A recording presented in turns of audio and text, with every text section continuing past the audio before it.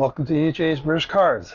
Well, it's another nice sunny day, so I thought I'd get some more work done, and today something a little less critical. We're going to put new nitrogen strocks in the trunk or boot lid of one of my TR7s.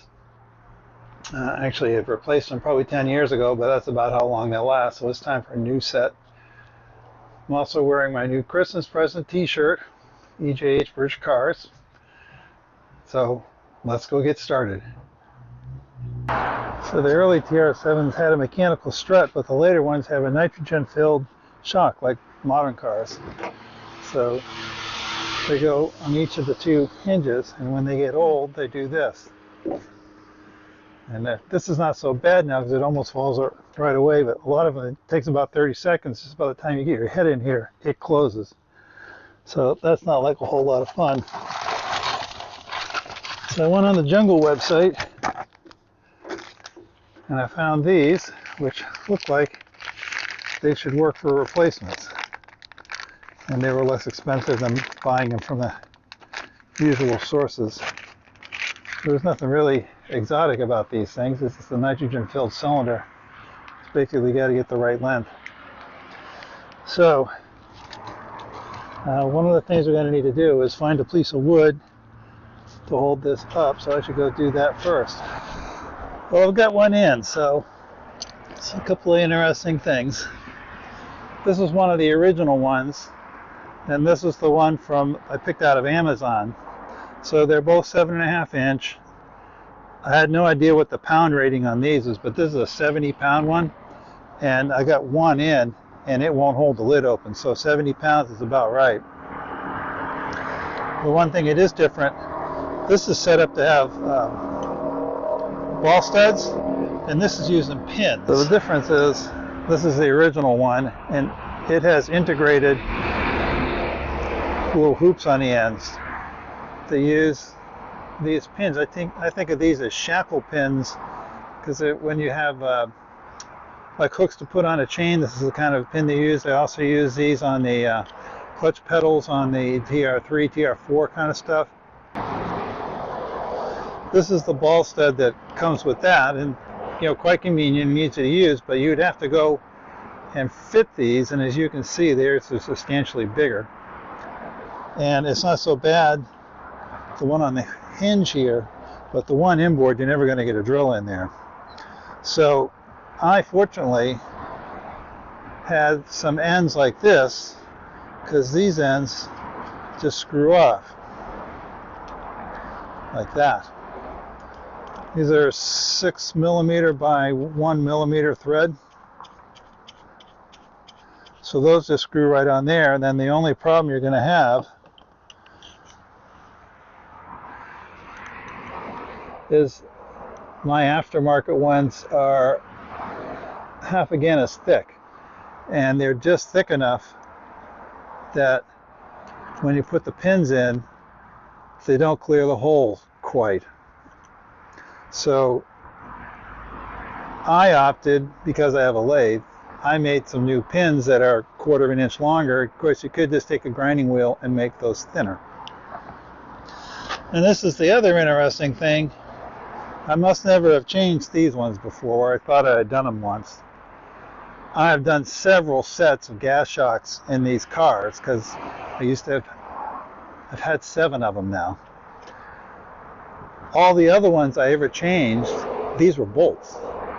And trying to get back there with 2 wrenches, really kind of a pain in the butt. They're like a shoulder bolt, and 10mm heads, I think. So this is way easier once you get the pins that'll fit. So like I say, if you got a lathe, this is no big deal. I got a little bit of scrap laying around the shop that was about the size of that. I just turned it down to a 6mm shank, and I made it a little bit longer and drilled a hole. No problems. So that is the new one in place, and this is the end where you can see it's got a little spring clip in the end. That's the original spring clip and a washer. And at 7.5 inches, it is like the perfect length. You have to really push on the hood to get this as long, because at 70 pounds, those are things that are really hard to collapse. So It looks pretty good. Also, there was this foam was stuffed up in here to stop the drafts, and I don't know. I don't think that that's factory, but you know, I've actually seen that in quite a few cars. Because if you live in a cold climate with a convertible, the less draft you have, the better. So I think they just sort of stuff it in there, so you can actually see that's the carpet right there from the rear deck hanging down off the shelf. So, and then of course it's the same thing on this side. The other thing you got to watch for on this side is this little plate, which is held on by that pin also. That plate is what turns the trunk light on and off. So you're gonna have to make sure that you get that back in place. And it must be, well, I guess it's tied up against that edge. It's what's keeping it from sheckling around too much. I'm gonna go ahead and do up the other shock, and then we'll see how it looks for a load, but I'm pretty sure the 70-pound ones are gonna be right. Just in case you're curious, here's one of the pins that I made. It's just out of a piece of bar stock. No big deal. And here's that bracket for the light. You notice there's a tang on there, and if you look at the hinge, there's a hole for the pin. That's one of the original pins. There's a smaller hole, and that's what goes that into, and that keeps this from rotating. So because if you don't shut off the trunk light, the battery will be dead in a day or two. So this is kind of important thing to take care of. It's just about right. It's fairly easy to close, and if I get to here, it closes on its own, so it doesn't hit hard enough to latch.